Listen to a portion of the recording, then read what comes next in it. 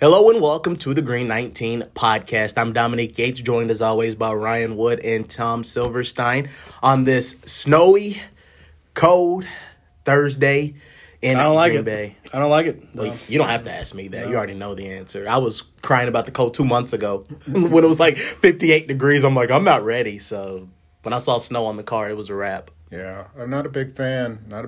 But you know what? I mean, we had such a great fall. I can't complain. That's fair.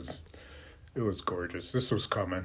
And plus, I don't think the snow's not going to be here Sunday for the game. Exactly. And I don't think it's going to be that cold for the game. You know, if there's one thing I've learned from living in Wisconsin for 10 years, it's if you start complaining about the cold incessantly in November, you got no chance. Yeah, because it's a long way to spring. Well, I'm 3 months in, so I'm in trouble.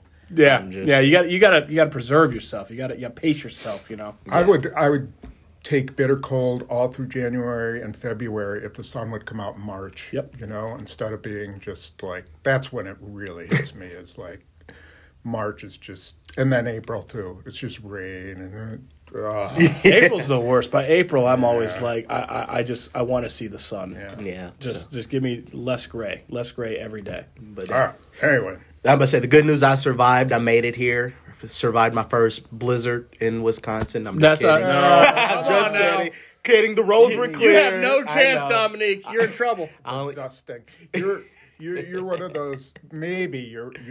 Don't be one of those people who on the first day of snow gets like into an accident because they're going too fast. You know, like there's always a whole drive with patience. Yeah. You know. Well, I will say this is from growing up in Kentucky. This is the earliest that I've seen snow, at least from my recent memory. So that sounds like Wisconsin. Get some good tires. We'll be all right. Yeah, that's on the bucket list. All right, let's jump into Packers talk because Sunday the 49ers come to town. It's always a fun rivalry game, and there's always so many cool little angles because, it starts with the coaches and then the players. There's a lot of connections between these two teams. And, we were talking before we started rolling just the history of this rivalry game. And Ryan, you can say we have the luxury of having Mr. Spoon here, who has seen it all, has covered it all. You've seen a lot of just great games in this rivalry. So before we, I'll let you obviously No, by all means, jump in as well. You got Mr. History book. Let's say you got a decade yourself, but 30 plus years. Just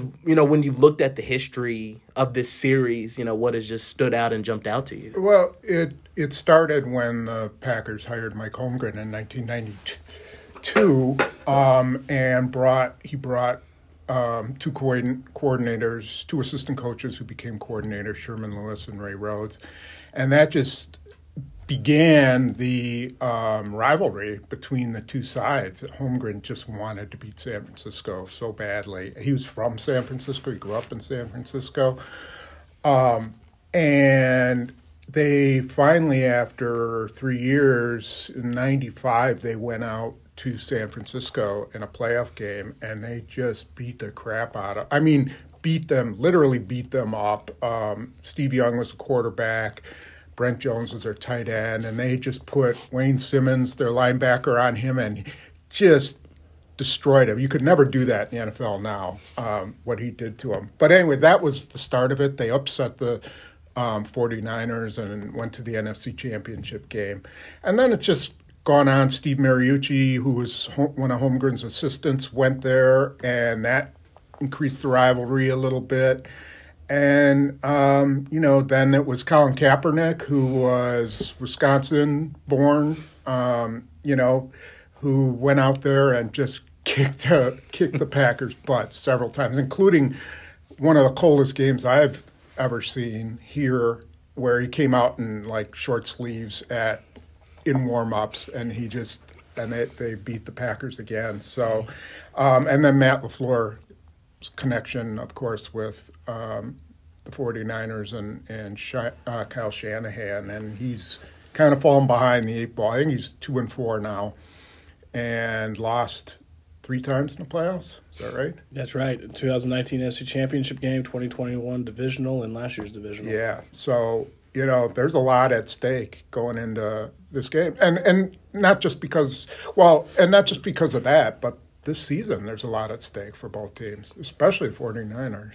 Yeah. A 500 team, they're on the bubble right now, so there's no guarantees trying to get a playoff spot. But when you mentioned that, what was it, 2013 wild card game, the cold one? It's funny. I was catching up with TJ Lang before he's part of the Lions radio network. So before Lions Packers a couple weeks ago, and obviously it's teeming rain in that game, and he's kind of just off to himself and looking out to the field. You can tell he's kind of reminiscing. And I walk up to him and I asked, "You ever had one of these?" And the first game, it was different, but the first game that he, like, inclement weather that he brought to mind was that game. And he's like, "I've never been that cold." Yeah, like that was incredibly cold. And the thing was, the next day, like, the temperature dropped like even 20 degrees. And if the game had been played that day, I swear there would have been dead people in the stands. You know, they would not have survived that cold. It was the coldest I can ever remember. And it was so lucky that it was played on that day, you know, because it was just brutal. And a lot of people point to the NFC Championship game the Packers lost to the Giants here. That was really, really cold. But, you know, that one was brutal. Yeah. With Kaepernick. Just thoughts on last year's game with the Packers and 49ers, and I'll start with you, Spoon, and I want to get thoughts from you, Ryan, as well. Just, you know, what do you remember from just that game? And, I mean, the players like Jordan Love and all those guys in the locker room talked about it, and they said, like, it still resonates with them. Just, you know, what do you remember from that game? Well, they had a chance to win. I mean, they were on the road, and, you know, I wasn't sure how they were going to react. They were coming off a really big win against Dallas. But 49ers are a darn good team. And, you know, first thing you know, they're like right in it. And they're pushing the 49ers to the brink.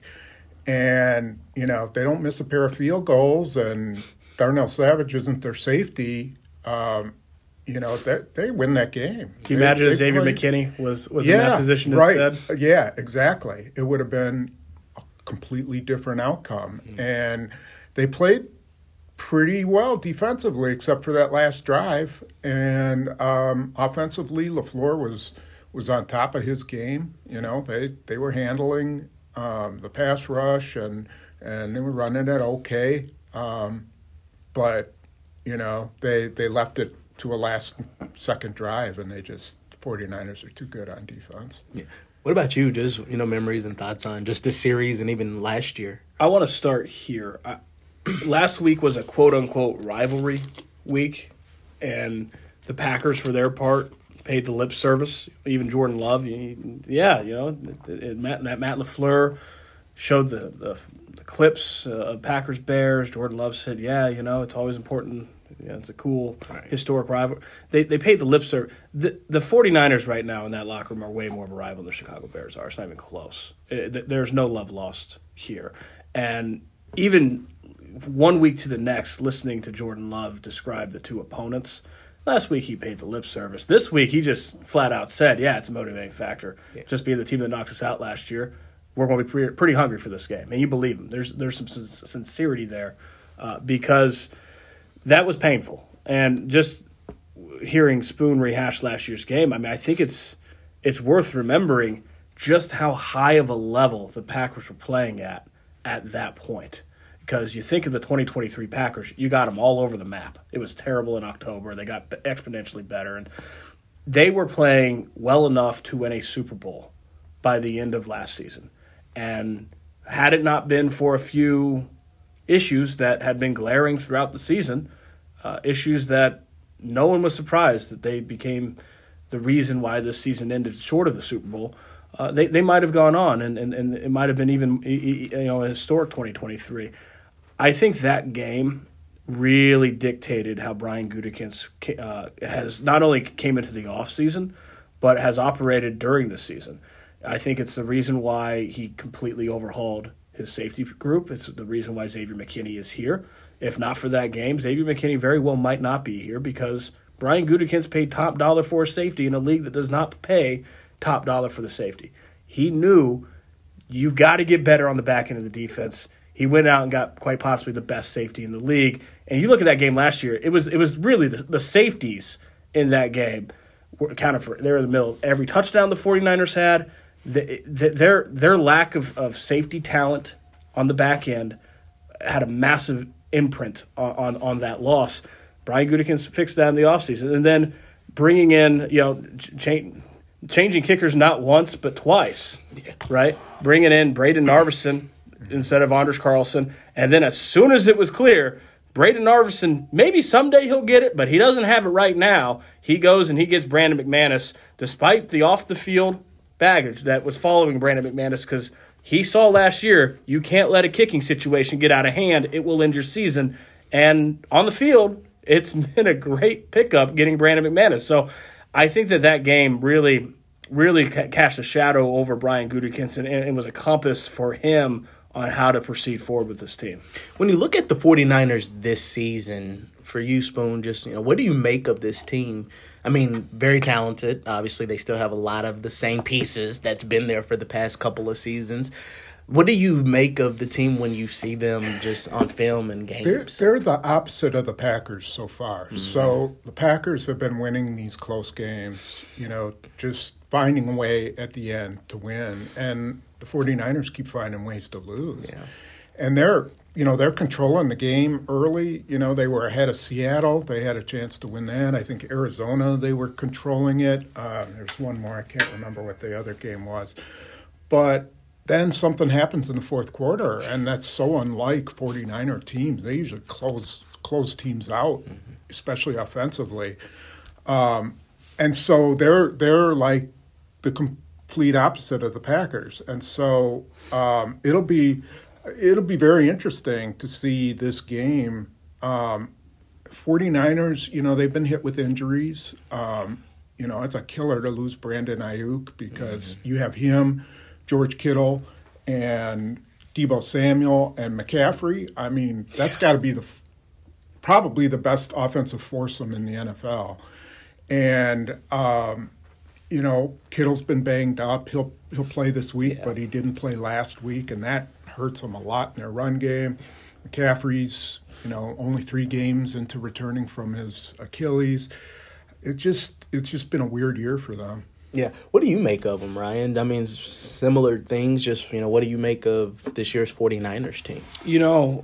Obviously having Christian McCaffrey miss the amount of time he had and then come back midway through the season the past couple of weeks, I don't know that he's up to full strength yet. And he'll get there eventually. He's Christian McCaffrey. Right. If you're the Packers, you hope it's not this week. It could be. At some point, he will be full strength again, and that will change their team. It was just not an automatic fix when you miss that kind of time.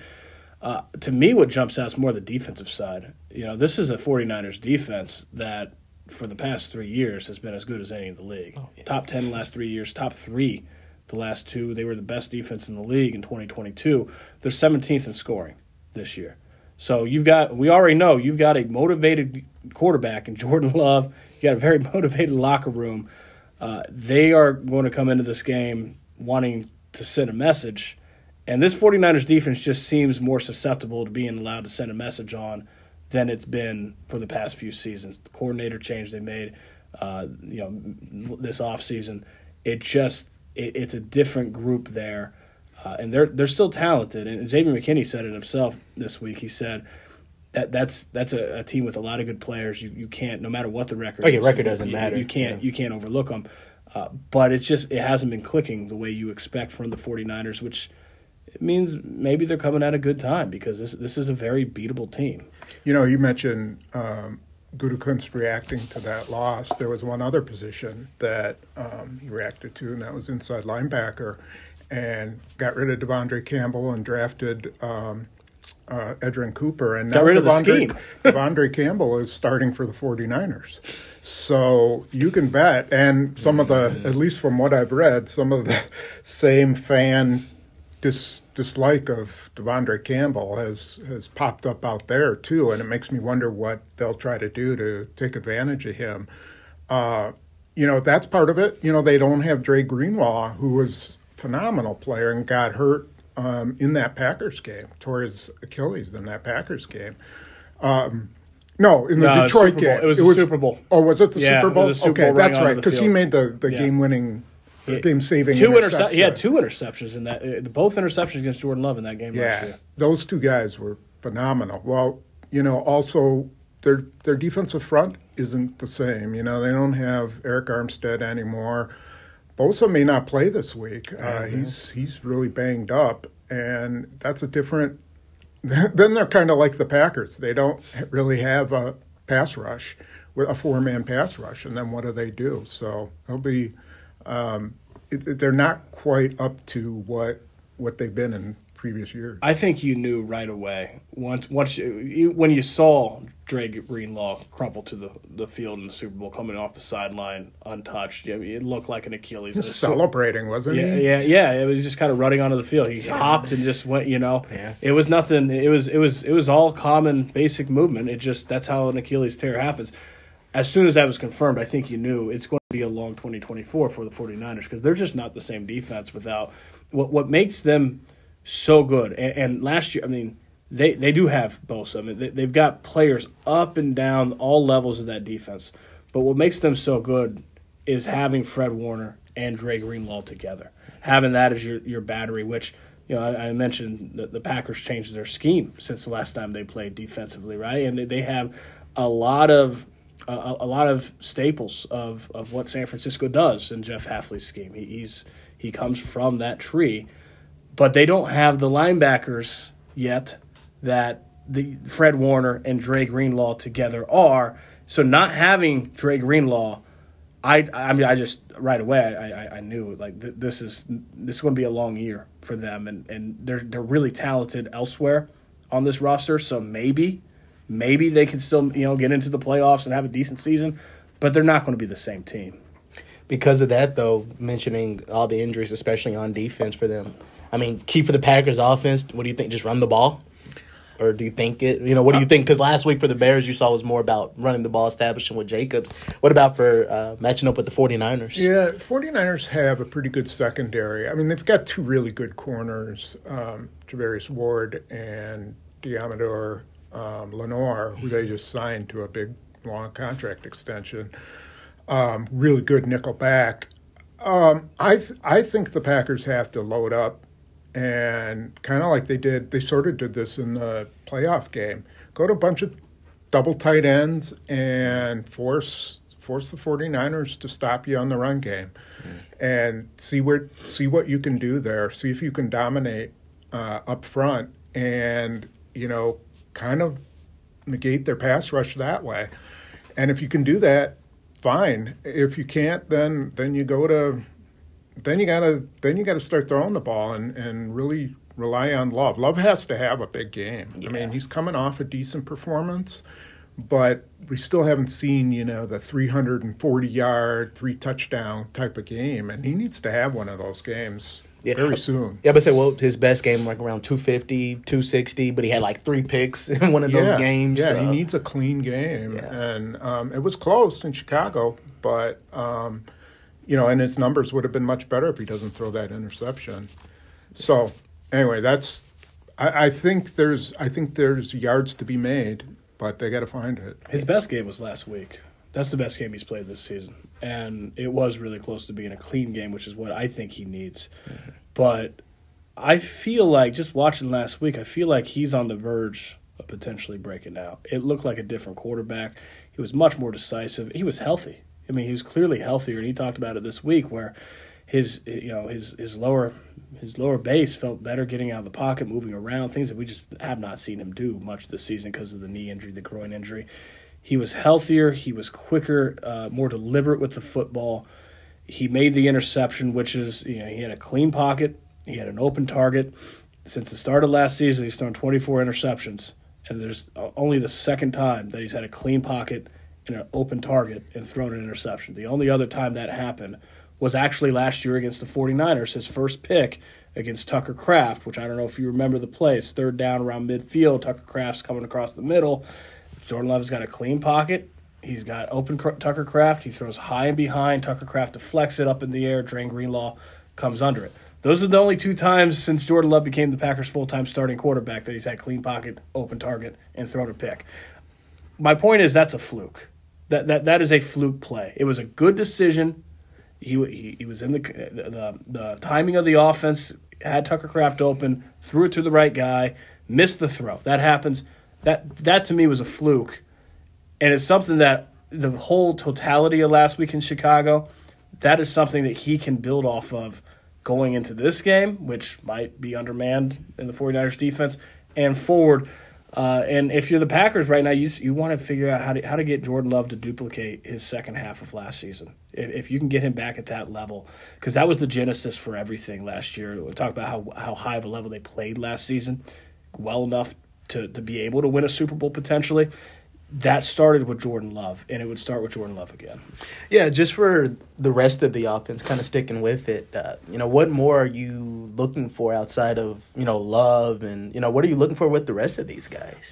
Red zone offense has got to be better. Yeah. If one area on this offense that has to be better, it's definitely inside the 20, and I still think, and I've said it before, but I still think it's Josh Jacobs that's the key to unlocking this red zone offense. They've had 38 red zone trips this season. He's gotten a carry in 24 of those 38 trips, but only 3 times has he had multiple carries in the red zone. And there's a reason for that. They've had 9 penalties in the red zone in those 38 trips. And obviously, Jordan Love's thrown, 3 red zone interceptions, maybe 4. There's a handful of turnovers they've had, too. Not a good ratio. And when you have, especially with the penalties, when you're behind the sticks, it takes the ball out of Josh Jacobs' hands. So I understand why, but ideally, Josh Jacobs is 3rd in the league in rushing. He's tied for 25th in rushing touchdowns. He's only got 3 rushing touchdowns all season inside the red zone. Getting him more involved, which means playing cleaner and not having the penalties, yes, but just you can give it to him again. He can have multiple carries, and we saw that last week, right, where he has 9-yard carry on 1st and 10, sets up 2nd and 1 in the red zone. They throw the ball, and then they're going backwards.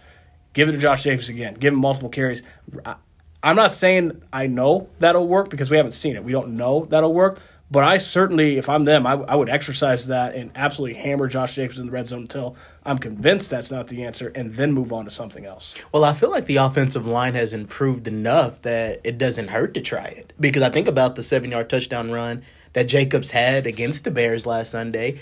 I mean, they had guys in the box, but they went right up the middle. Jacobs was in for the touchdown, and you mentioned some of the clean pockets that Jordan Love had, and they cut the penalties down. I know Elton Jenkins had the ineligible man downfield on the 2nd and 1. But for the most part, the O-line has done enough for the Packers to, get some things done offensively. Just what do you think, same with that red zone offense, do you feel like the play calling is where it needs to be? Does there need to be more run? Pat? What do you think? I don't know. I don't know about the red zone, but I think to me the guy that will determine how the second half of the season goes is Christian Watson, because I think what was missing, why he wasn't getting the ball all that much is because of Love's lack of ability to get outside the pocket. Mm-hmm.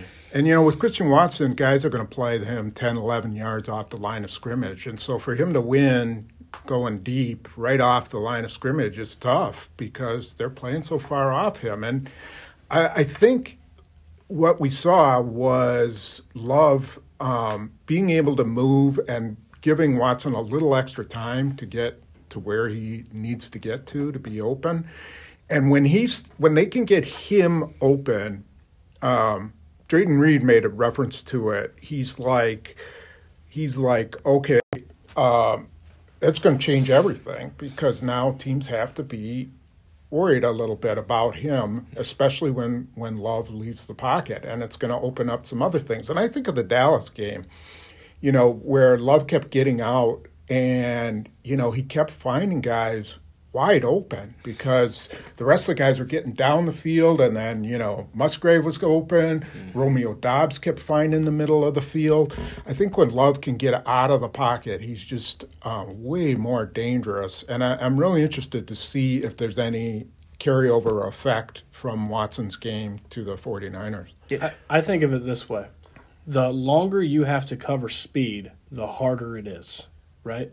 And Christian Watson's a speed guy. So the longer you have to cover Christian Watson, the more he can use his speed to create separation, the more he's going to be open. And the more he's open, the more touchdowns you get because that's what Christian Watson does. Yeah, and you talked earlier about using 2 tight ends. Obviously, Musgrave, his practice window coming off IR hasn't started yet. With Ben Sims or John Fitzpatrick, is there? Yeah, I wouldn't be surprised if Fitzpatrick, if they go that route use Fitzpatrick. and use him in the run game. He's a massive human being and probably a better blocker than Ben Sims. I don't know that, I'd be interested what the coaches think, but he is really a big dude.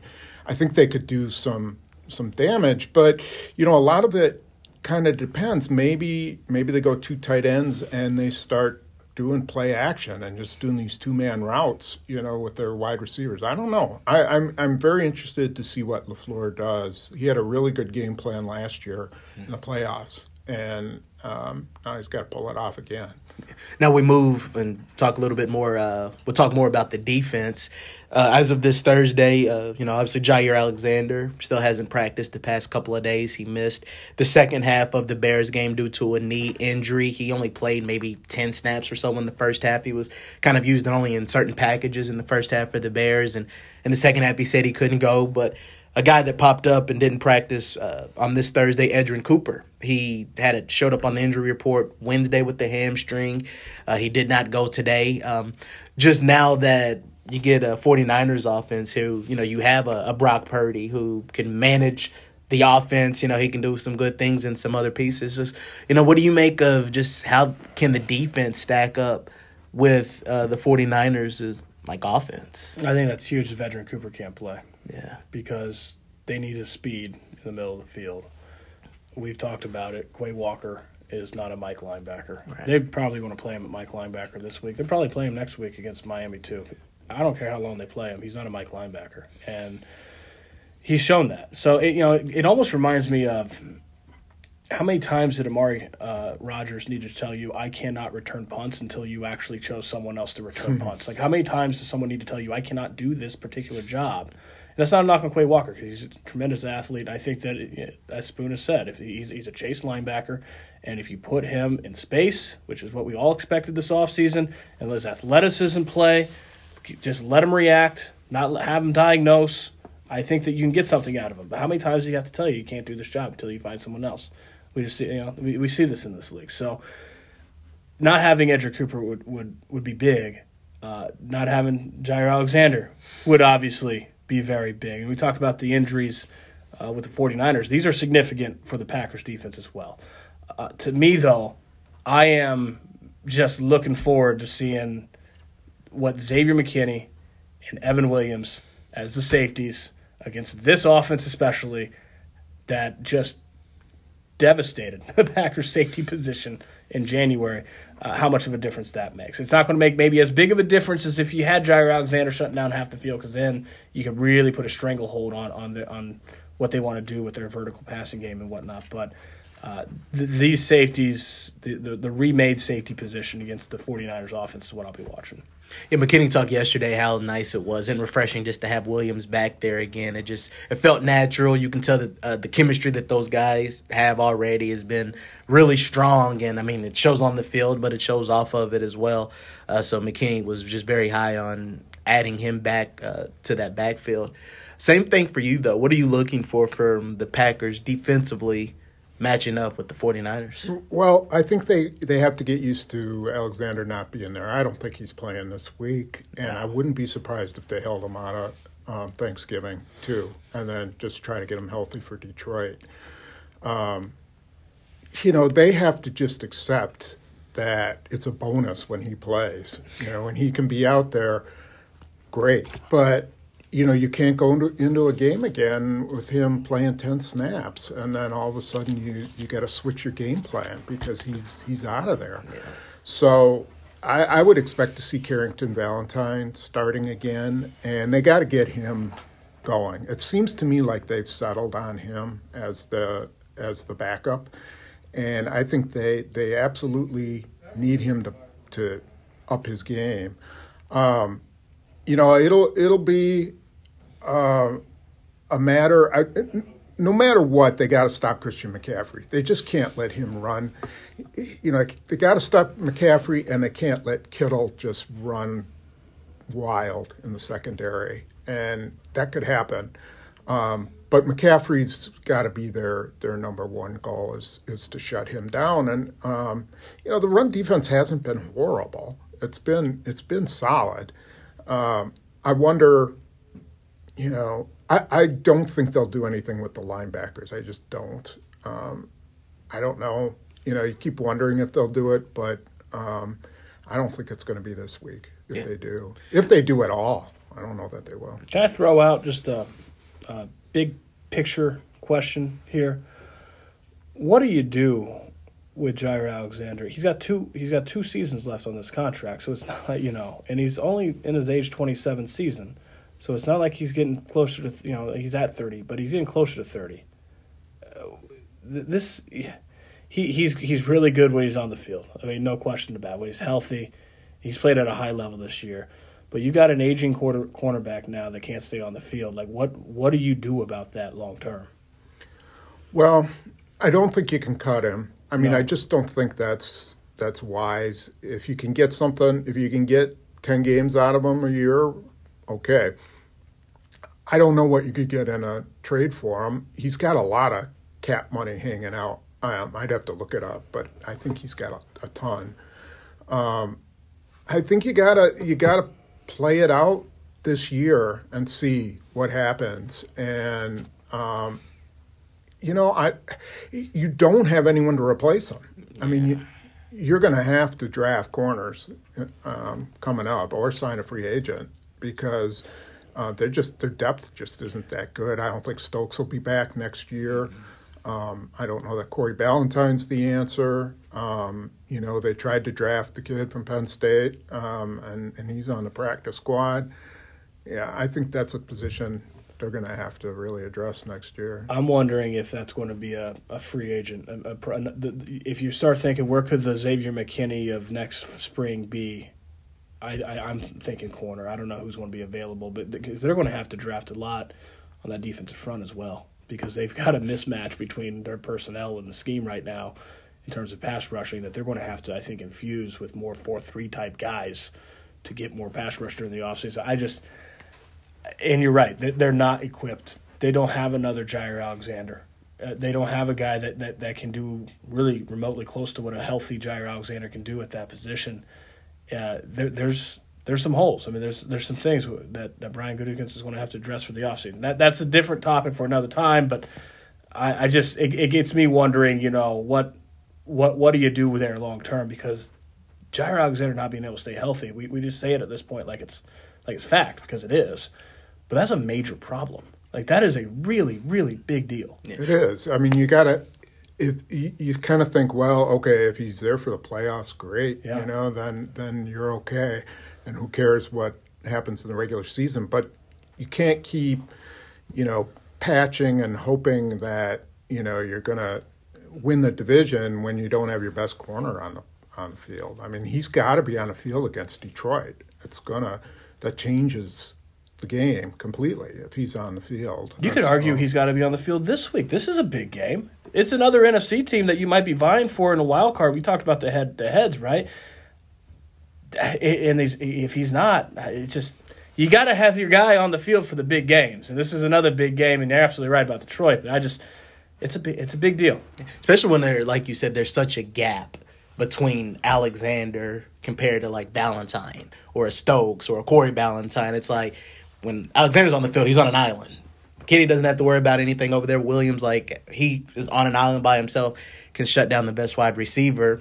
When that doesn't happen, it's just a different strategy and game plan. But I do want to go back to the comment you made about the linebacker, and just in particular the middle linebacker. Talked about Quay Walker not getting it done. Well, I mean, who's Eric Wilson? Is there a reserve right now, or do they just live with what they have right now? Well, and Spoon mentioned this in Chicago, and I agree with him. They don't have a natural fit. And right. we talked about it during the offseason, that they don't really have a natural fit, because in the offseason, I think we were like-minded in that Quay Walker, you want him in space. You don't want him to be your Mike. Well, if that's the case, then who plays Mike? And then who plays strong was another question in the offseason that I didn't know how it was going to turn out. But as I looked at it this offseason, I still kind of feel this way. There is no natural fit, but from a play style standpoint, to me, it's Isaiah McDuffie, because he's probably their best run defender. He's probably their best, even being undersized. He's probably their best taking on blocks, and he's solid in the box, and he knows Jeff Hafley really well. Obviously, he comes from Boston College, yeah. So I would like to see, if I'm them, I would like to see Isaiah McDuffie at Mike to see what that looks like, because I've seen Quay Walker at Mike, and I know what that looks like. So I would start there. Why, I wonder, why not, if you're going to start out, you only play nickel or base defense, a select amount of time, maybe 25% of the time. And if it's first down and, why not take a shot with Tyron Hopper and, use him, Walker, and either Wilson or McDuffie. And, he's a big enough guy. You saw in the preseason, the dude can hit. He looked really good in Baltimore. He can fill. They obviously don't trust him enough that, he could be out there playing, in pass coverage and nickel and stuff like that. But that's not hard to do. Then take him off the field on second down and bring Edgerrin Cooper in and then go from there and have Cooper and Walker on the field in any situation that's not first down or isn't a running down. Because I just, until they get some kind of thumper in the middle, I think that's a weakness. Yeah. One credit I'll give to defensive coordinator Jeff Hafley, he doesn't stop experimenting. No. You've seen a lot of experimenting throughout this season. So, I will be interested if what tweaks, especially on this back half of the season, what it looks like, getting ready for playoffs. And like I said, you're trying to put different pieces around, especially with, not sure, with Alexander. Like, I'm just curious, what he comes up with. The problem is that sometimes these guys are reactive. And so maybe Christian McCaffrey needs to run for 240 yards against them before they make a move, before they decide, okay. To your point, it's like, well, maybe he's not the right fit at Quay Walker at Mike, but there is no one else to play here. The feeling of there's no one else. And it hasn't really hurt us yet. Like our run defense has been good. Need more pass rush, but the Mike linebacker hasn't really been a problem here yet that's really impacted the game to a catastrophic level. And so we can continue going this route because it hasn't reached that level. But to your point, Spoon, be proactive. And this has the appearance of a problem waiting to happen. The problem with base, 25%, but it's both games against the Lions. It's this game against Christian McCaffrey. Some of the best teams in this conference, you're playing more base than 25%. You're actually those are your base weeks against the better teams in this league. So it could be a problem. Problem is you're not stopping David Montgomery with you're probably not stopping him. You're not stopping him with Quay Walker. You're not stopping him. Probably not stopping him with McDuffie. He's just not big enough. So you need a 260-pound guy in there. Now, you don't want him matched up against Jahmyr Gibbs. Right. We're talking about the Lions here, but they just need a little more oomph from their linebackers. Would you rather? And I can't believe these are the options, but this is the roster. Would you rather try to stop Christian McCaffrey and David Montgomery with Quay Walker or Isaiah McDuffie at Mike? Ooh. Yeah, I'll leave that to the defensive expert. I'll leave that to the expert there, right? It's a tough one because this is no good options here. Yeah, there's not. Man, what I think about with the Lions is just taking on those linemen. It's so tough. I mean, they're so physical. I don't know if McDuffie does that better than Quay Walker. That's a hard one. I don't know if I have an answer to that. I think he does. To me, you think McDuffie does? I think he does. I think he takes on the best at that position. I think he's the best run defender at that position, and he is undersized. So this is not a perfect solution here. Mm-hmm. He's going to give up plays for sure. But I think at this point, you have to. If I was the Packers, I'd rather see Isaiah McDuffie try than Quay Walker because Quay Walker does not taking on is not his job. But what it also does is you put Isaiah McDuffie at Mike, all of a sudden you might unlock Quay Walker. Mm-hmm. You get him out of the box, get him in space. You could be making yourself better in two spots instead of just one. I'll just send this whole half of the podcast to Jeff Halfley, and There you go. he'll listen. I'm sure he very much wants to know what I think. I'm sure he'll sprinkle all these ideas in. What about, as we near the end of the podcast, we were talking before we started just about special teams. What are some things, or maybe is there any area or something that you're keeping an eye out on just with this, mainly just because of the history that comes with it? Yeah, the 49ers have had some struggles on special teams, too. Their punter it's Pat O'Donnell. And they needed a big punt from him at the end of the Seattle game, and he booted it into the end zone. They were trying to pin him back. So, I think they're getting a kicker. I think Jake Moody's back. Anders Carlson was their kicker for a while. They were like Packers West. That would have been bizarro world, wouldn't it? They had a lot of guys from the Packers. Yeah. So I think they can win the special teams game. I don't think they're going to block a kick this week. I think the 49ers will be ready for that. But I just think they got to protect the ball. That's the main thing. It's going to be, probably might be wet, might be a little bit cold. They just can't turn it over. Yeah. Speaking of block kicks, I might as well ask you guys while I'm thinking about it. What were your reactions when you heard about the Bears wanting to send that video to the league saying that there was a flag that should have been thrown but wasn't? I'll start with you, Ryan. I think that a lot of plays in this league you can call penalties, but every time I've seen that particular penalty called, it has been an egregious, you line up over the snapper and just obliterate the snapper. I've seen that called. That's not, to me, from my eyes, what actually happened. I thought maybe even the biggest part of the contact on the long snapper came from their guard, Borum, getting blown up into the long snapper. I'm not saying that TJ Slayton didn't touch the long snapper, but most of that collision, to me, came from the guard, who got absolutely annihilated into the snapper. So could you, by letter of the law, technically call that a penalty? I guess.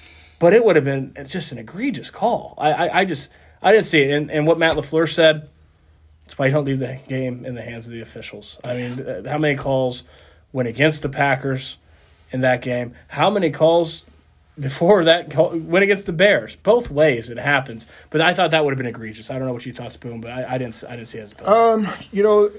The first thing I thought about, when I watched it was, oh man, they're right over the center, right over the long snapper. And I went and looked up the rules. They're really supposed to, a full second is supposed to pass before you can have major contact with the long snapper. And I'm not sure if that was the case. The hardest part about it is that the long snapper stayed down. And most of the time, those guys pop back up. And by staying down, I think that's what caused him to get knocked down by TJ Slayton. So it's possible that was not a foul, but I can see why the Bears thought it was. I mean, I would have, these teams send in everything. Yeah. They do this every week.